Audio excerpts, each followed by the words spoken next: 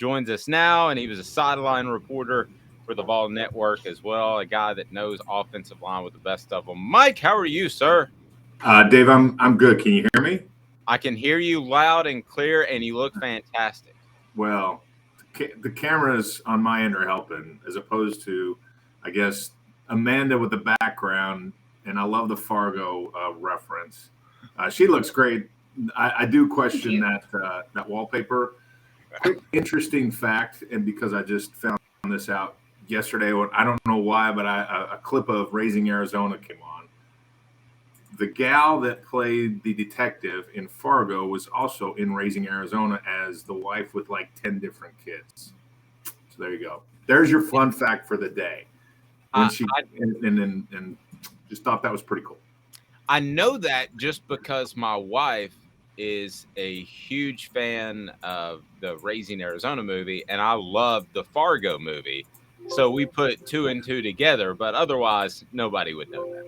Yeah. So you've already brought knowledge to the show. I'm bringing tons of knowledge for useless information. So there you go. Yeah. All right. So this offensive line was supposed to be a weakness coming in. That and the secondary were supposed to be concerns.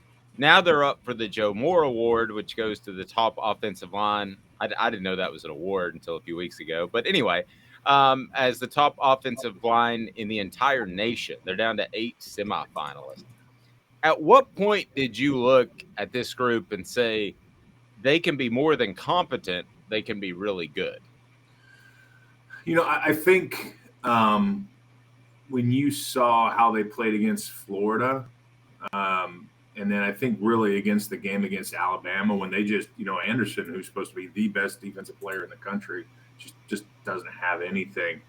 I think that's where they really kind of established themselves. Here's the thing about offensive line play: you have to really, to be good, you have to play together as a unit. You got to play as one. And so if you look over the last 10, 12 years of the offensive line at Tennessee, they've had a lot of injuries. And those injuries, you plug somebody in, and it's really hard to get that same, mojo feel, understanding. You get to the point where, you're just, you know what the other guy's thinking. You know what's coming. Okay, they're going to run a twist. I'm going to pass this guy off. He's going to come to me. I'm going to go attack this guy. I think that's the thing that's helped them. But yeah, you look at Florida and Alabama, they really kind of establish themselves as they're a good line, and they're playing very, very well as a unit. The thing I loved about it is the selflessness. So everybody knows that left tackle gets paid more money in the NFL. And Darnell Wright started every game there last year. And they come to him and they say, "Hey, I got an idea." And he's like, "What?" And they say, "We want to move you to right tackle." Right. And he's completely okay with it. And I think that speaks to the chemistry of this team that he didn't even blink. And I questioned the move at the time, Mike. It's worked out incredibly well. Yeah, it did. My junior, I started all my junior year, a couple of starts my sophomore year. They came to me and they said, "Hey, you're going to move from right guard to left tackle." Now that's a big swing for me, and I'm like, okay, why? And Jacob Worm's dad, James, was trying to come along. He wasn't quite there yet, so I was the only guy that was returning, and so I got put out there. And I was like, okay, yeah, whatever I need to do to compete to help the team win. And that's not about me. That's how offensive linemen are. Offensive linemen are built around the fact of, hey, we don't get a lot of glory. We don't get a lot of attention. The only time we get called out is when we screw up, basically. So for us, it's all about going out there and what do I do to help the team win, right? And so there's a lot of internal pride that those guys have. There's a lot of mentality of the fact of, okay, if my guy does well, if that running back just scored, it's, the running back, everybody's going to talk about it. Everybody's going to talk about Jalen Hyde. Everybody's going to talk about Jabari Small, what they've done. But I've done my job, so that's why they did it. And that's all the gratification I need. That's all the attention that I need. And so that's kind of how these guys are made up. And, I love watching them play. They've done a great job. It showed in how they've produced numbers. Now, I agree. It's been really impressive. The Down and Dirty at 30. We start each show with a good conversation or the news of the day. Is brought to you by Guardian Investment Groups. Guardian Investment Group is GIAPlantoday.com. And again, it's your opportunity if you go to GIAPlantoday.com to get the ultimate investment advice, and video conferencing with all that happened with COVID has made that possible so they can work with you. And they're going to tell you why you should put your money there, not just say, hey, put your money there. And there's a big difference. GIAPlantoday.com. They can take care of your financial future. Tell them Off the Hook Sports sent you. The guy that received the award this week was Cooper Mays from the SEC. And now 4 or 5 of the offensive linemen have won the Offensive Lineman of the Week award. But it's funny, I talked to Cooper on Sunday, and Cooper wasn't real pleased with his play. Had a hold and didn't think he played particularly well. So again, like before, I think that speaks to the high standard that this group has. Yeah, it does. I think the other thing you're going to see, those guys are juniors and seniors. They've been around a while, and so they have set the tone for what other guys need to look at. And I've said it for years. Like, when Tennessee was doing poorly, they've got kids coming in that are freshmen. They're playing a lot of snaps. You've got, you know, maybe not so much transfers, but guys that just, other people leave and you're there to play. So it's kind of the default, you get the position. But the thing is, for all those years, they didn't have anybody to watch.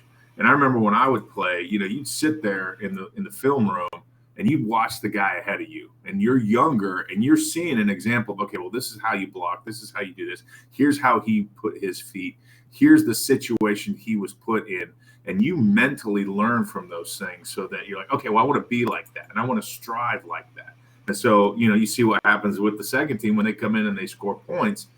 You get a situation where, like, okay, I'm going to put into practice what I've seen these older guys or these more tenure guys do so I can be successful. And so I think they're onto something. They're starting something, and I love what they're doing right now. Be sure and like. I'm sorry, that's my bad, Amanda. Be sure and like, subscribe, and share. You go. My bad. No, you're fine. So looking at this offensive line, who out of it impresses you the most? Like, who's brought a lot to the table that either you didn't expect or just a player that's just balling out? Yeah, so that's a great question. So for me, I like the way Javonte Sprague's playing.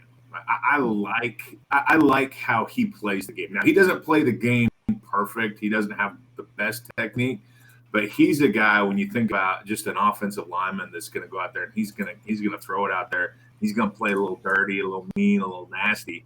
That's what I like, right? He goes and you see a lot when I've seen a lot of film, and I've watched a lot of film, and I've been yelled at for a lot of film. You kind of start getting almost PTSD. But when you start watching games, especially like when they'll show a play like a pass play and they're showing the twists and the blitz and different stuff. And when you saw, you watch Spraggins and he'll, like, as a rule of thumb, when you're a guard, if that guy twists away from you, that means somebody's coming. So if somebody goes away, somebody's coming. As soon as somebody starts going away, you look and you attack what's coming, and you make whoever comes inside pay for it. And I've seen him multiple times. His head's on a swivel. When you feel the guy start to loop around, he instantly will turn and he will attack that defensive end coming in. And I mean, and when those guys are rushing, those defensive ends aren't looking for that guard coming in. They're looking to, I'm going to loop inside and get a short corner to the tack or to the quarterback. And Sprague's, perfect technique as far as he's going to put his face mask right in that rib cage and the sidearm of that defensive end. That defensive end doesn't rush quite so many times as fast the next time, because he's like, hey, I just got rocked in the ribs by this big guy, and he hit me rock solid hard. I'm going to maybe take it easy. So I like the way that he plays the game. He plays it with intensity. Offensive line, you're not like, pretty out there with your jersey tucked right and your pants, your knees. You just play down and dirty and mean. You get muddy, you get dirty. I like the way he plays the game. And I've enjoyed watching him because you're always, if you watch him closer, you're always going to see them like, oh yeah, that was a good little shot he got in there. You get your punches and your shots in when you can. Former Tennessee offensive lineman Mike Stowell joining us. Hit that like button. Greatly helps the channel. Share and be sure you're subscribed. Just checking analytics, and about only 20% of our viewers are actually subscribed, which is common, but we want you to hit that subscribe button. We'll continue to grow the channel and look forward to it. So, Mike, you played early 2000s, right? No. So, yeah. Anyway, yeah, a little bit before that. Maybe before that. So I don't want to age us, but we're roughly the same age. But what do you think of it was announced yesterday, the orange helmets and the black jerseys and all of that? Because I know you're kind of a tradition guy, and I'm just curious what you think of all that. When this kind of started bubbling up a couple years ago, the traditionalist in me is like, man, I don't like that. You come to Tennessee and you wear orange and wear white, and that's how it rolls. Like, that's just how it goes. You go and you think of the traditional uniforms, but I think, the world is changing. The kids are totally changing. The players, the way that they play, the way that they see things. I'm going to start a petition for where are my retributions for my NIL money. I felt bad if I took a steak dinner, and these guys are sponsoring condiments and food and all sorts of different stuff. So yeah, they're getting paid by me, Mike. What's up with that? I mean, they wouldn't pay. I don't even get paid by you. Wait a minute, what's all that about? No, so I think the traditionalist in me is like, I don't know, but over time, I think the kids feed off of it. If the kids feed off of it, the energy, the crowd feeds off of it. If the crowd feeds off of it, it makes for a better product. And if it makes for a better product, then it makes for a better experience. And if it makes for a better experience, it makes for better nationally recognition. And you bring more people in, you bring more kids in. I saw that uniform yesterday. I'm like, man, that's fire. I like that. I've changed my tune. I'm not an old curmudgeon who says, "Oh, they got to wear orange and white." I like it. I like the blackout unis. I love the atmospheres now at UT. Heaven forbid somebody play non-traditional band music in the University of Tennessee in Neyland Stadium before Sterling Hinton finally got his way and got in there.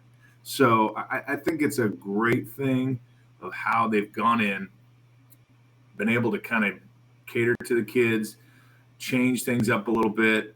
They've got the money revenue streams from these things now. So, man, I'm all for it because you know what? It just makes it for a better experience for everybody. Yeah, and now instead of Rocky Top, I think it's Wolf Mother.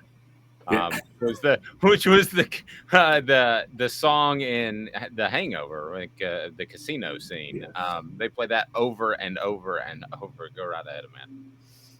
Speaking of changing things up, Josh Heupel has changed things up a lot at Tennessee. We see him in this offense, which is dynamic, something that we haven't seen much. And I know that college is trending that way. How do you feel about Josh Heupel's offense, especially coming from an offensive player like yourself? Yeah, so I think, everything goes in cycles and trends, right? A couple years ago, it was all defense, right? Clemson's defense, Alabama's defense, right? And so then it's like, okay, well, we got to find a way to beat that defense. So it's always kind of, how do I one up, right? How do I one up this great defense? How do I one up what's going on? So the offensive trends have changed. I really like it. And this is one of the facts too. I think Tennessee's offensive line, back in the days of traditional I formations, tight ends, tailback, fullback, they actually had fullbacks. The offensive line made the quarterback look good. Now, if you look at Tennessee, the quarterback makes the offensive line look good. They make the receivers make the offensive line look good. And my point is, so Tennessee this year so far, they've given up 22 sacks for 109 yards. Okay, so me just kind of thinking mindlessly one day, I was like, okay, well, that's not a lot of yardage on a sack. So that's less than 5 yards a sack. Okay, so what does that tell you? That tells you Tennessee gets the ball Hendon Hooker's staying in the pocket. He's stepping up and throwing. And so when he does that, usually the old days, they fake the handoff. They're 8 or 9 yards deep and throwing the ball. Now it's 5 yards, hold in the pocket, throw the ball. Hendon Hooker makes this offensive line look good. The system makes the offensive line look good. So if I'm an offensive line, I don't have to sit there and hold my block against a great defensive end that's got great speed that he's running 9 yards deep to a certain point. It's easier for me to protect. Now you got to be pretty stout inside because that pocket can collapse. But Hooker's done a great job of making this offensive line look good. And no knock on how good the offensive line is, but I think the system really helps that as well. And I love the way the offense is scoring points. It creates confusion and it creates a mismatch. And that's what football is all about. If I've got a mismatch at this point, I'm going to exploit that. If I don't have a mismatch at this point, I'm not going to try and run the ball over here. I'm going to go over here where they're weaker. And that's just that's kind of how you play chess. I'm trying to remember the years exactly. Did you play with Kevin Mays? I did, yes. Kevin was a sophomore, I think, when I was a senior, sophomore or freshman. He had just gotten moved over from the defensive line because he was too slow. Like you, exactly like you. I know. Oh, I never had a chance to play on the defensive line. I was slow from day one. I was like, yeah, he's an offensive lineman. He can't do anything athletically. Just get in front of somebody, hold on to him. Don't let him see him. Hold on to it. If you can poke him in the eye, poke him in the eye, or poke him in the throat, go ahead. But you don't get any grandeur or joy that you're going to be some kind of great athlete. Yeah, well, it's strong though that they moved you from guard to tackle. Because I remember Philip Fulmer used to always say, offensive guard is the last stop to the bus stop. If you didn't make it there, you were probably gone. I hung on by a thread for a while. Yes. You moved up the chain, left. Well, tackle. yeah. I mean, because I was the only guy coming back, I guess. So like, well, I guess we can put Stowell over there. We won't get rid of him just yet. Mike, certainly appreciate the time, and it's an exciting time to be a Tennessee fan. There was a decade of doldrums that I'm sure that you and a lot of former Tennessee players had to suffer through. So I think of guys like you and guys that laid the foundation, and to be back, I think is pretty special and relevant, no matter what happens the rest of the year. So enjoy this ride, and I can't tell you how much I appreciate the time. It's great to be on, Dave, and enjoy your show. Enjoy what you're doing. It has been fun, and mark my words, Joe Milton's going to do well next year. He's going to do real well. So and they've got people coming in.